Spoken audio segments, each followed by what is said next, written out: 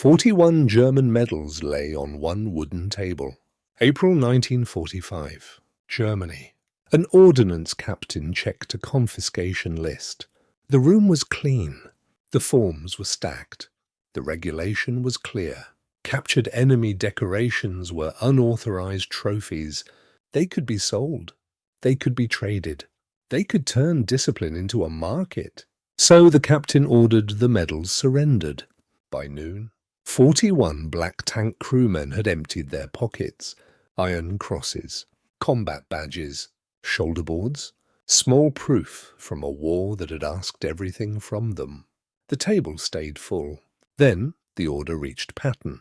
The medals did not move. The captain did not touch them again. For 24 hours, no one signed the final confiscation form. This is what Patton did. Before we continue, make sure you subscribe. We tell the stories about World War II that official paperwork could not hold. James Walker, Chicago, 31. He'd been a tank mechanic for 6 years. He'd seen burned Shermans, frozen fuel lines, dead drivers. But he'd never seen medals taken from men after the fighting ended. Walker served inside a segregated armoured support battalion attached to 3rd Army logistics units during the final drive into Germany in April 1945. His section operated near Kassel, 83 miles east of the Rhine crossings. They repaired damaged tanks, recovered abandoned vehicles, and cleared German supply depots left behind during the retreat. Most white combat units received replacement equipment within 48 hours. Walker's section sometimes waited 9 days. The battalion had 214 enlisted men. Only 7 were officers. None commanded a front-line armoured regiment. Rain hit the motor pool. The German medals came from destroyed vehicles and abandoned barracks captured during the advance. Some tankers kept them inside jacket pockets. Others tied them into duffel bags beside photographs and discharge papers. One man carried a German Panzer assault badge wrapped in cloth beside a Bible, missing its front cover. The regulation itself was not unusual. 3rd Army headquarters had already documented black market trading around occupation zones in March 1945. Military police in one sector confiscated more than 200 unauthorized pistols and knives from departing soldiers. Trophy restrictions existed for a reason, but the confiscation order spread differently through this battalion. The men had crossed 4 rivers in 5 months. They had recovered 27 damaged tanks after the Ardennes fighting. 3 mechanics died during artillery attacks while towing disabled vehicles near the Fulda rail corridor. None received newspaper coverage back home. The phrase black tankers WWII appeared in Stars and Stripes only rarely during the war. Most recognition stayed inside unit paperwork and after-action logs. Medals taken from the battlefield became physical proof that these men had actually been there. Walker watched the collection table fill through the afternoon. 41 medals, 0 approved claim forms. Nobody below captain rank wanted to reverse the order. The paperwork already carried an official stamp from Ordnance Command. If the medals disappeared afterward, the responsibility would land on the officers supervising the depot, so Walker reported upward. The complaint reached Major Robert Ellison before sunset. Ellison forwarded the confiscation order and attached one sentence of his own. "Sir, these men believe this is the only recognition they will ever carry home." Major Ellison received the report at 18:40 hours. He read the confiscation order twice. Then he checked the signatures again. The authority came from Ordnance Command attached to occupation processing units near Kassel. The order did not target one battalion. It applied across the sector. Any unauthorized battlefield trophies without approved paperwork could be seized immediately before soldiers transferred west for transport home. That changed the problem. This was no longer one captain collecting medals from one table. It was policy moving through the occupation zone after the fighting had already ended. The office stayed quiet. Robert Hayes, Philadelphia, 42. He'd been an administrative officer for 11 years. He'd seen court-martial records, casualty lists, supply theft investigations, but he'd never seen men surrender battlefield medals after surviving the war itself. Hayes supervised personnel transfers for support units moving toward France. Every departing soldier required inspection paperwork before transport clearance. Weapons already created problems inside the occupation zone. In March 1945 alone, Third Army inspectors documented 312 unauthorized firearms carried toward rear staging camps. The regulation existed to stop escalation before Germany collapsed completely. But Hayes noticed something else inside the reports. Most confiscation cases involved pistols, cameras, or watches. This list contained decorations only: iron crosses, wound badges, tank assault badges. No black market values were attached beside the inventory numbers. No resale estimates. No stolen Allied equipment. Just decorations collected during combat movement through destroyed German positions. Rain moved against the windows. Hayes requested statements from 9 crewmen before midnight. 7 described finding the medals inside abandoned vehicles after artillery withdrawals. 1 described removing an iron cross from a dead German officer beside a disabled Panther tank. Another carried a blackened wound badge recovered from a supply trench near Eisenach after 2 days of shelling. Then Hayes reached the line nobody below him could solve. Army regulations technically allowed souvenir authorization paperwork, but black support battalions attached to logistics groups rarely received fast administrative approval during active operations. Some units moved 40 miles in a single day during the advance east. Records lagged behind movement. Officers rotated. Claim forms vanished. The medals could be confiscated legally because the approval system itself had failed to keep pace with the war. That was the ceiling. 41 medals waited inside sealed storage. 0 authorization forms existed for any of them. Hayes understood the risk immediately.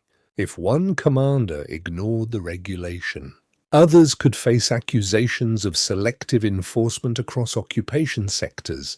White units had already surrendered unauthorized trophies under the same orders. But another fact stayed inside the file. 3 names on the confiscation list also appeared in casualty reports from the Ardennes recovery operations. 1 mechanic lost 2 fingers towing a frozen Sherman under artillery fire. Another survived 19 hours trapped inside a disabled recovery vehicle after mortar fragments struck the engine compartment. The medals represented the only visible proof those men carried home. Nobody below Army Command could rewrite occupation enforcement policy after the fact if Hayes returned the decorations quietly. The signed inventory itself would expose him during inspection review. So he forwarded everything upward. By that afternoon, it was on Patton's desk. What Patton did next would leave 41 German medals sitting untouched in front of every officer involved in the confiscation order. The report sat beside a stack of movement orders. Patton read the inventory page first. 41 medals. 9 attached witness statements. 3 casualty references. His thumb stopped at the final paragraph from Major Ellison. Rain touched the windows. Patton set the papers down. Nobody in the office spoke. He looked once toward the storage notation attached to the report. Men crossed Germany, carrying these. He said, "Now we're measuring paperwork." The aide beside the desk shifted the inventory folder closer. Patton did not touch it again. Let them. The room stayed still. A logistics colonel named one risk immediately. If the medals were returned without authorization forms, Occupation inspectors could accuse Third Army Command of ignoring trophy enforcement policy across multiple sectors. Patton looked at the confiscation list again. Then they can write another report. The chair moved back. Patton stood. The meeting ended. The storage room opened at 07:10 the next morning. 41 medals sat inside 2 wooden evidence trays beneath inventory tags tied with string. An ordnance captain waited beside the table with the confiscation forms already prepared for final transfer. Nobody spoke at first. The captain explained the regulation in one sentence. Unauthorized battlefield trophies required seizure until formal review cleared release authority through occupation command. Patton listened without interrupting. The tent canvas moved in the wind. Let them keep them. Silence again. The captain looked toward the unsigned transfer papers. One clerk reached for the forms automatically. Patton placed 2 fingers on the top sheet before the clerk could lift it. The paper stayed flat on the table. No further action. That was all he said. Outside, 41 tank crewmen waited beside parked recovery vehicles, still covered in dried spring mud, from central Germany. Some held discharge folders. Others carried rolled blankets tied with rope for transport west.